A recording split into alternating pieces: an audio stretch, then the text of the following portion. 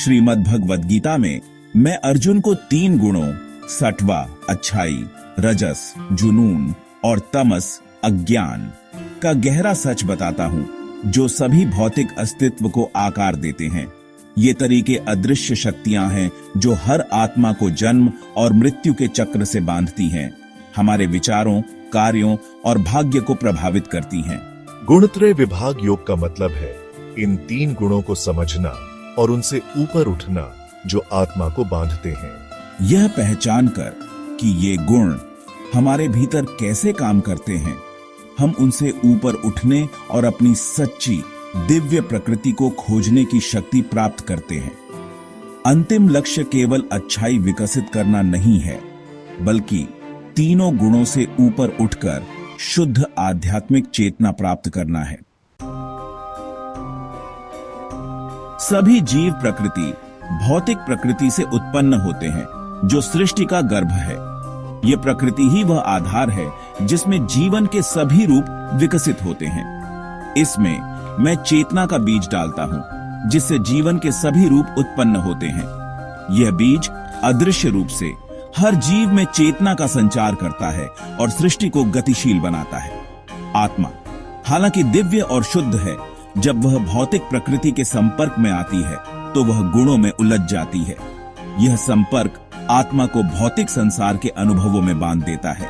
ये गुण सूक्ष्म रस्सियों की तरह काम करते हैं, आत्मा को शरीर और मन से बांधते हैं। वे पहचान का एक झूठा अर्थ और दुख का मूल बनाते हैं, जिससे आत्मा अपने वास्तविक स्वरूप को भूल जाती है। यह बंधन इतना गहरा है कि व्यक्ति स्वयं को केवल शरीर और मन तक सीमित मानने लगता है। गुण हमारे भीतर प्रभुत्व के लिए लगातार प्रतिस्पर्धा करते हैं। कभी कभी हम शांतिपूर्ण महसूस करते हैं, कभी कभी बेचैन, कभी कभी सुस्त। यह आंतरिक संघर्ष हमारे विचारों, भावनाओं और कार्यों को प्रभावित करता है, जिससे हमारा अनुभव हर पल बदलता रहता है। हमारे व्यक्तित्व और भाग्य इन तरीकों के लगातार बदलते संतुलन से आकार लेते हैं। जैसे प्रकृति में ऋतुएं बदलती हैं, वैसे ही हमारे भीतर भी गुणों का संतुलन बदलता रहता है, और यही जीवन की विविधता का कारण है। आध्यात्मिक जीवन की यात्रा इन प्रभावों को समझना, प्रबंधित करना और अंततः उनसे ऊपर उठना है। दमन से नहीं, बल्कि सचेत अलगाव से। ये यात्रा आत्मा को उसकी वास्तविक स्वतंत्रता और शुद्धता का अनुभव कराती है। अपने आप को साक्षी के रूप में महसूस करके हम गुणों की पकड़ को ढीला करते हैं और आध्यात्मिक स्वतंत्रता की ओर बढ़ते हैं।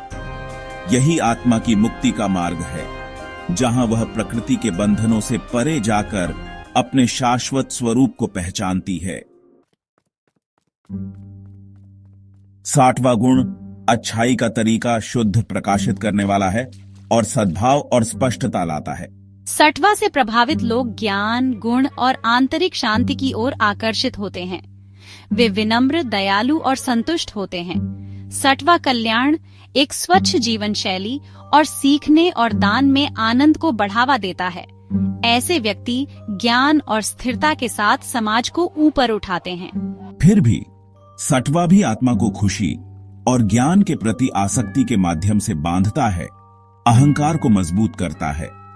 सच्ची मुक्ति के लिए 60वां से भी परे जाने की आवश्यकता है।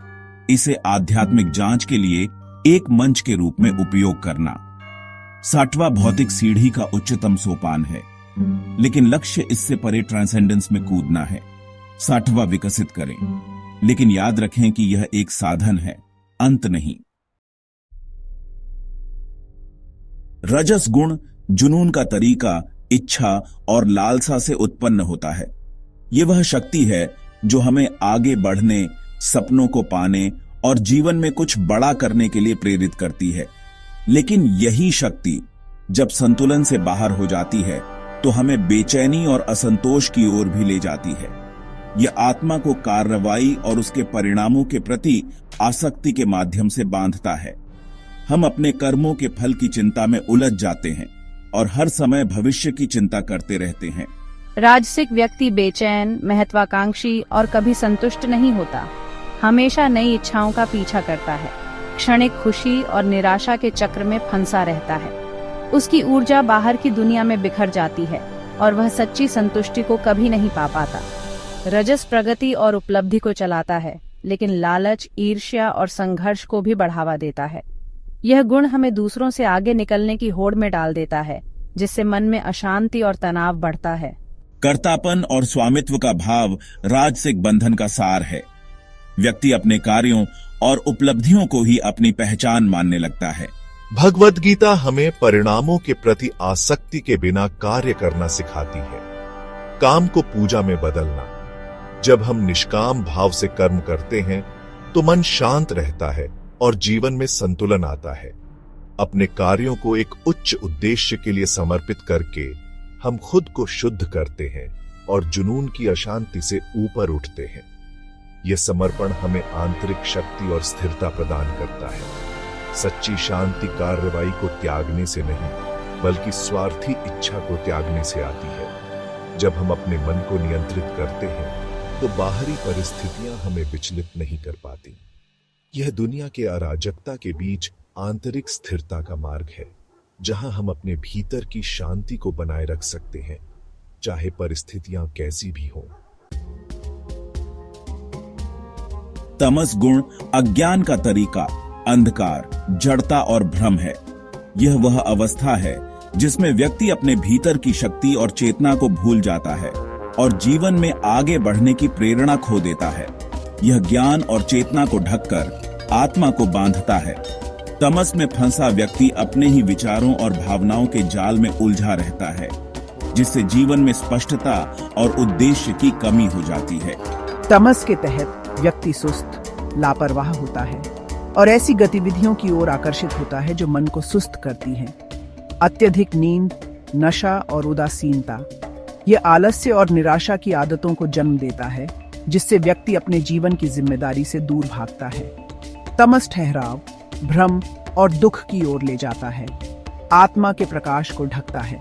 यह मनुष्य को अपने वास्तविक स्वरूप से दूर कर देता है और जीवन में निराशा और असंतोष बढ़ाता है।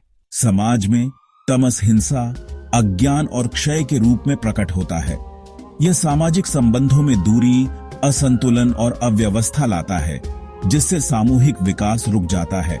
तमस पर काबू पाना आध्यात्मिक मार्ग पर पहला कदम है। सक्रिय होकर रजस, फिर सत्वा विकसित करके यह परिवर्तन धीरे धीरे होता है, लेकिन हर छोटा प्रयास हमें प्रकाश की ओर ले जाता है। उद्देश्यपूर्ण कार्य, स्वस्थ आदतों और ज्ञान की तलाश के माध्यम से अंधकार को प्रकाश से बदले। हर दिन छोटे छोटे सकारात्मक बदलाव लाकर हम तमस से बाहर निकल सकते हैं। उन विचारों और कार्यों से बचें जो चेतना को भ्रम और निराशा में घसीटते हैं। अपने मन को जागरूक और सकारात्मक बनाए रखने का प्रयास करें। केवल तमस से ऊपर उठकर ही हम सच्ची स्वतंत्रता की यात्रा शुरू कर सकते हैं और अपने जीवन में शांति, संतुलन और आनंद का अनुभव कर सकते हैं। मृत्यु के समय हावी गुण आत्मा के अगले गंतव्य को निर्धारित करता है। सत्वा में मरना ज्ञान और खुशी के उच्च लोकों की ओर ले जाता है। रजस में महत्वाकांक्षी और इच्छुक लोगों के बीच पुनर्जन्म होता है। तमस में जीवन के निचले रूपों या पतित परिस्थितियों में। हमारी दैनिक पसंद और चेतना हमारे भाग्य को आकार देती है, न केवल इस जीवन में बल्कि उससे परे भी। आत्मा अंतिम क्षण में अपनी विकसित अवस्था से प्रेरित होती है। आत्मा के लिए एक प्रोग्रेसशील यात्रा सुनिश्चित करने के लिए अपनी चेतना को अभी ऊपर उठाएं।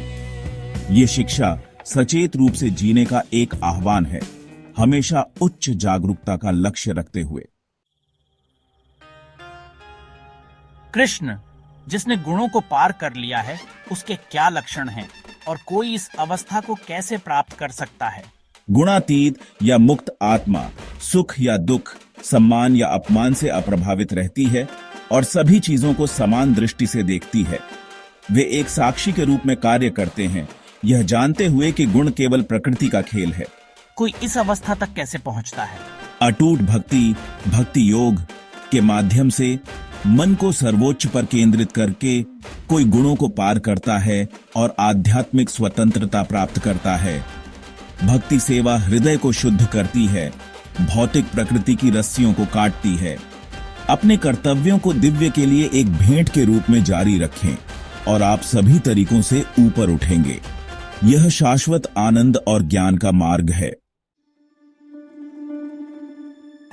गुणत्रय विभाग योग बताता है कि गुण हमारे जीवन और भाग्य को कैसे आकार देते हैं, हमें सचेत विकल्प बनाने के लिए सशक्त बनाते हैं। सच्चा संदेश ट्रांसेंडेंस है, केवल अच्छाई विकसित करना नहीं, बल्कि गुणातीत बनने के लिए सभी भौतिक कंडीशनिंग से ऊपर उठना।